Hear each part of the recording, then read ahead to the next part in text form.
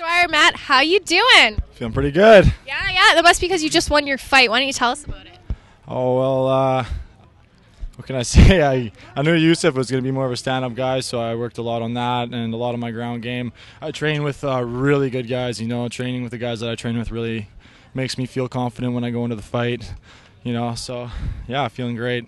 Going into the third round, I got to say, I was feeling pretty tired, but this is the first time when I had a lot of friends and family here, and I just remember looking and seeing everyone and just, I don't know, I just thought, this is it, I'm leaving it all here. I just didn't even care.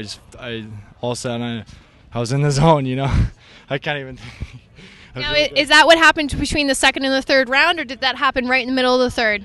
Right before it started, actually. I just took a quick look around and I saw a bunch of friendly faces that you just made me feel confident. I felt great. That's all I could really say going into the third round.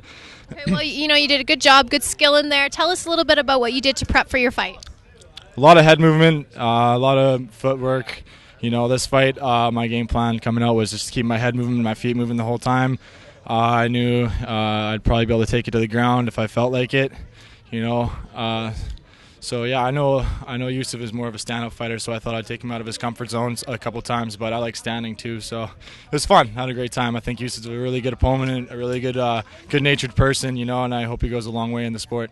But yeah, I heard Sterling yelling, I heard my coaches yelling, hit his legs, don't, just take away his mobilization. His name is Elusive Yusuf, so got to take that away from him, right? We got the entourage here. All right, this is the whole team. Who's the head coach of the team?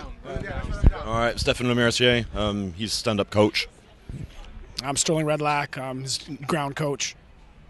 Matt Dwyer, RDCJJ.com. Tyler Reed, training partner. Stuart Delerm, also training partner. I'm Cam Delerm, and I'm the water boy. Where's Chris Day? There's Dia Grant right over there. We got Dia Grant. Dia, come on over here. Boy, Dia is another good training partner. I don't know what you want from This is Dia Grant as well, training partner. Matt did incredible tonight. He picked the guy apart on his feet, and he knew where he wanted to fight, so he kept the game where he wanted it, and he did well. It was awesome. It was very awesome. Yeah, this guy just won his last fight by flying knee in Castlegar. Hey, what did you want to say to your fans, friends, family? Go ahead. I love you guys. I love you, Kelowna. Rutland, you're in my heart, baby. Westerns BJJ tournament tomorrow. I'm heading there, representing my blue belt. I'm ready to go. All right, I like that. Hope you guys are there. Thank you very much. We are here tonight with Sterling Redlack of RDC Jiu-Jitsu. Sterling, how are you doing tonight? Pretty good.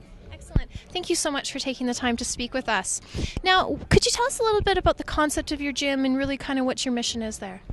We focus mainly on jiu-jitsu for our gym, and the guys that want to transfer into MMA, we obviously, we started training them for MMA, and a lot of our training, we do from what I've learned from Mark Lehman down at Cobra Kai Jiu-Jitsu in Las Vegas. So not too many different concepts. We focus a lot on the jiu-jitsu, but the wrestling, I think, is a big thing that changes our difference from other jiu-jitsu clubs.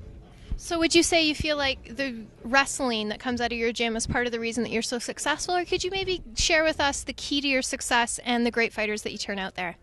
I think the big key to our success is our game plan. We put together really good game plans. We study what the opponents are going to do, and we build on the strength of our fighters versus the strength of their weaknesses. Which I think it shows in the ring when you see guys like Cam Delerm, Chris Day, Matt Dwyer, Stuart Delerm, which you'll see tonight, and you see how they attack the guy's weaknesses and they don't play to the other guy's strengths. Okay, why don't you give us an example? What did you work on specifically with Stuart this evening? He'll be fighting tonight. Tell us what you've done in preparation with him for tonight's fight. Since his last fight, he fought Yusuf before and beat Yusuf, and a big part of that was the wrestling that defeated Yusuf. And for tonight, he's fighting a jiu-jitsu guy. We believe his jiu-jitsu is much better than this guy's jiu-jitsu. His wrestling will be much more dominant. The guy has no background, so we couldn't find any tape on him. We couldn't find any competition history on him. So I don't believe that his jiu-jitsu will be able to match up Stu. So we focused mostly on making sure his hands were prepped, making sure his wrestling was solid, and his jiu-jitsu, as always, is top-notch. Excellent, thank you. And now RDC, you have a strong team over there. Why don't you tell us what's in the future for the RDC team? We just got back from Las Vegas. We won a lot of gold and silver medals down there, and we do a lot of the training out of Cobra Kai in Las Vegas. So we take our guys down there as often as possible, and the guys that are training MMA, they keep wanting to go. We keep getting new guys in, and they keep getting better. But most of our guys are focused on the jiu-jitsu tournaments and getting better at their jiu-jitsu and improving that. So we just keep plugging away at teaching top-notch jiu-jitsu and trying to learn the best stuff we can and give it to the students and give it to the people that come through the door. So You know what? That sounds really great. It sounds like you share a lot with your students. You really work hard to make sure that they're the best that they can be. What would you say to, say young people or so that are looking to get into the sport? You can plug yourself a little bit here, talk about RDC. Just what's your message out there to young people thinking about getting into MMA?